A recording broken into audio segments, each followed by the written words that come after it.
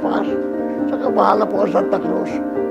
Ang Diyos ay totoo, ang mahal na ina ay totoo. Hanggat ako'y nabubuhay, hindi ko siya ititigil. Kasi napakalaking bagay sa akin yan.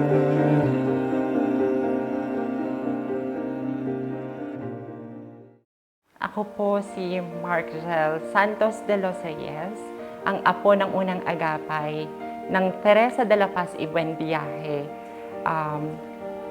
na agapay ng Nanay Paz. Yung pagsisimula ng pagiging deboto ko, maliit pa ako kasi ako yung lagi nilang kasama sa pagmisyon, sa gawain sa nanay, sa simbahan. Naging Blue Lady si Nanay Celi sa Aglipay ng Noveleta, even yung sa mga pabasa nila, hanggang sa nakalakihan ko na siya, tapos parang ako na yung unti-unti niyang napapasahan sa gawain ng nanay. Tapos yun, sa dami rin ng himala at binigay sa amin na blessing ng nanay. Yung Parong-Parong Dilaw, may kwenta talaga siya sa family namin.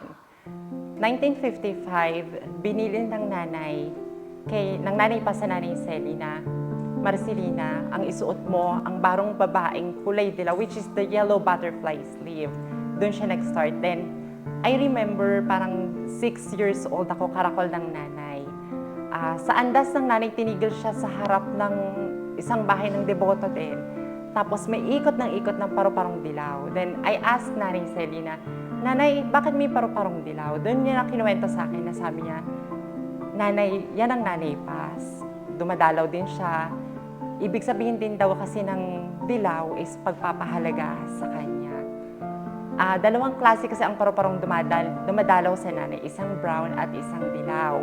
Yung brown ay isang Lola Teresa. Tapos ang dilaw naman daw ang Nanay Paz.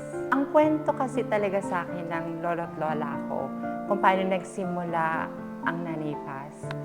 Nagsimula daw to kay Teresa de la Paz, actually sa Lola Teresa. Kapitbahay nila Nanay Celi, ang Lola Teresa. Tapos, ang kaibigan talaga ng Lola Teresa is ang nanay-tatay ni Nanay Celi. One time, nagpunta daw si Nanay Celi sa bahay ng Teresa kasi may bali yung paa niya. Sabi ng nanay niya, pumunta ka dyan sa kapitbahay natin kay Teresa, magpagamot ka. Eh, hindi naman naniniwala si Nanay Celi. Tapos, sabi ni Nanay Celi sa akin, pumunta naman siya. Then, nakita niya na ang Lola Teresa natutulog. Hindi niya alam na yun na yung nanggagamot. Then, sabi sa akin ni Nanay Celi, pinagdasal daw siya.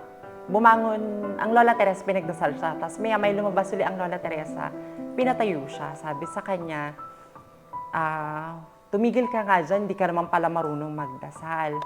Tapos, hanggang sa tinulungan siya na pagaling yung paa niya, tapos start na siyang sumasama sa Lola Teresa. Si Nanay Celi naman, naging agapay siya ng Lola Teresa sa panggagamot. Siya yung laging kasama sa pamimili ng mga halamang gamot sa Quiapo. Siya yung nagsusulat ng Latin. Even may mga miracles nga silang kinukwenta. May kwento sila sa akin na papunta sila ng Quiapo. Tapos, sumakay sila ng bus, wala silang pamasahe, wala sila kahit ano. Tapos, nung sinisingila sila ng konduktor, ang binayaran pa daw nila is 3 tao. Sabi ng Nanay Celi, Ate, bakit 3 tao? Sabi lang daw ni Nanay Celi, huwag kang maingay. Basta, tapos, ang ginawa daw ng Lola Teresa, nilabas yung kamay niya sa bintana ng bus. Then, pagbalik ng kamay sa nakuha niya, may pera na. Tapos nakatiklop in triangle, tapos napakabango daw ng pera. Tapos nakapamili pa daw silang gamot. Nakapagtanghalian pa at merienda pa daw sila. Hanggang sabi ni Nanay Celi sa Nanay Paz, magpapaalam na siya. Kasi nag-start na siyang bumuo ng pamilya. Tapos sabi naman ng Nanay Paz, lilisan na rin siya, panandalian. Pero babalik siya sa katauhan ng isang babae na kukunin niya kung saan nilagak ang Nanay Paz, which is si Filipina Isma o Alvarez Isma. Hapon daw yon, pumunta si Nanay Lily sa bahay namin sa Cavite City. Sabi sa kanya, kapatid na Celi, may babaeng nanggagamot daw doon, dinodoonan ng Nanay Paz. Sabi ng Nanay Celi, hindi ako naniniwala dyan, peke yan. Tapos, nung hapon daw na yon, hindi niya malaan. Nagbihis siya, sumakay siya ng jeep na biyaheng Malabon. Tapos, bumaba siya sa simbahan, tapos nakita niya na ang Nanay Pina. Nakaupo sa pangatlong row ng upuan sa dulo, nakataas ang paa. Pagtapak niya ng 3 hakbang, narinig niya na ang boses ng nanay. Kasi tinatawag daw sila sa buong, yung pangalan ng binyagan, which is tinawag siyang Marcelina. Tapos dun humangin daw na naamoy niya na yung amoy ng nanay. Tapos yun, pinakilala na si Nanay Pina sa Nanay Pasa yun hanggang sa, actually maging magbalae sila. Sabi nga ni Nanay Selly, sa pamamanata kailangan laging bukal sa puso mo ang pamamanata.